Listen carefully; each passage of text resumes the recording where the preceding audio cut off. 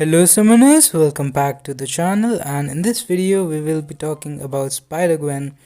So I do feel she is an extremely underrated character, and after yesterday's tier list some people said that she doesn't belong in the same tier as characters like Red Hulk, but I disagree. I really like her, and usually when we get double buffs a month like we did, she was buffed with She-Hulk if I remember correctly. But even if we look further back with Venom and Carnage, Venom got the better buff, so people like highlighted him, and Carnage is now a little bit underrated. Moving on, like Colossus, Omega, Old Man Logan, and stuff like that. So whenever two characters get buff, the better one gets more highlight. Same thing also happened with the double Magnetos. White Magneto is still very good, but he didn't get a lot of hype around him, but he is still a character that can get you through a lot of stuff. And I feel the same way about Spider-Gwen. So she's capable of doing some incredible damage. She does have some utility as well. So first let's talk about the damage here.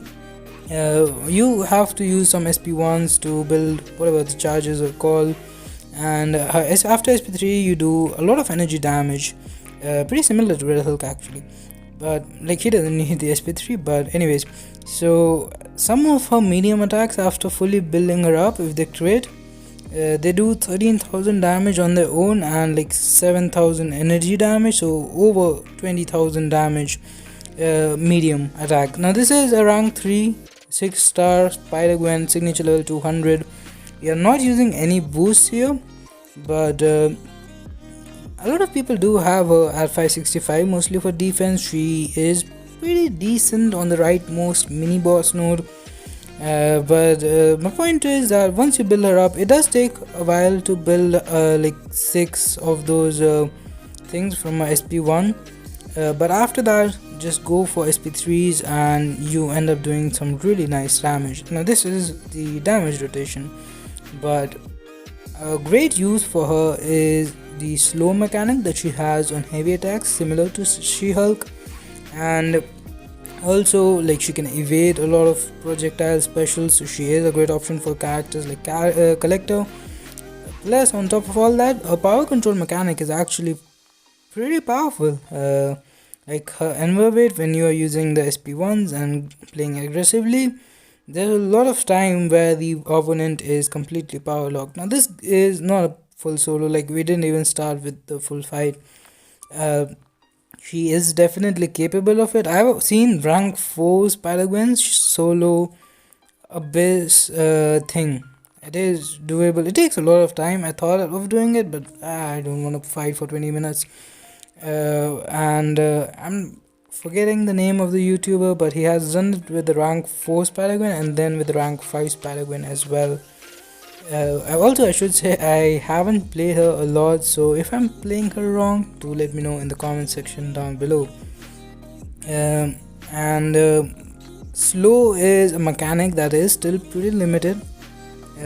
We got 2 characters in the same month with slow when they got buffed, which is another reason I think people don't use Spider-Gwen as much, because She-Hulk is obviously the better character. If you can play her correctly, she is incredibly powerful. But Spider-Gwen, she has her uses, and she is really fun to play. She is like very aggressive kind of, like her animations overall are very smooth, and it just feels that these fights are going pretty quickly. So let's look at the Captain Marvel fight here. So this is a full fight. You're gonna start. So she's not particularly good with Suicide Masteries because it kind of ruins her build up. You build her up, but then all the recoil damage will also, like, she isn't immune to anything.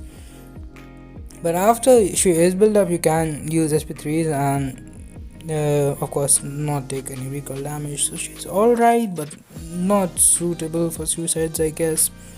So we are now going to use some SP1s in order to gain those charges, and you can see enervate. Like in Realm of Legend, it doesn't matter much. Even in Labyrinth, it usually hurts you more than it helps you. Power control, because you have limber, so most of the time you are relying on baiting special attacks to gain an opening, unless you're using ghost, when you don't have to get an opening at all.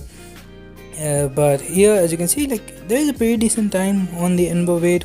We're doing some decent damage. Let's see like how much hits does it take for Captain Marvel to get a single SP1. So as you can see, like, it's pretty good. The power control on this character is, she's no magic, she's not like Hulkbuster or Doctor Doom even, but you can't deny that she does have decent power control.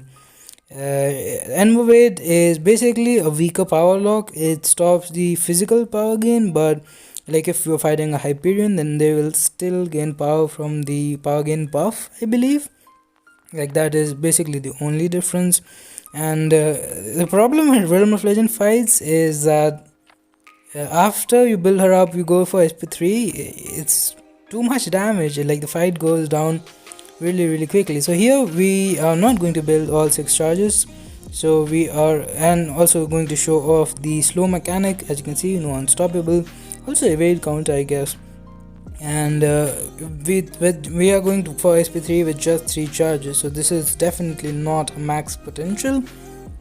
But you'll see that before this phase ends, like the phase where our attacks do energy damage after the SP3, so we'll finish the fight before that ends, which is really cool. As you can see, like, we have a lot of health remaining, but we just do so much damage after SP3 that he's going to go down really quickly.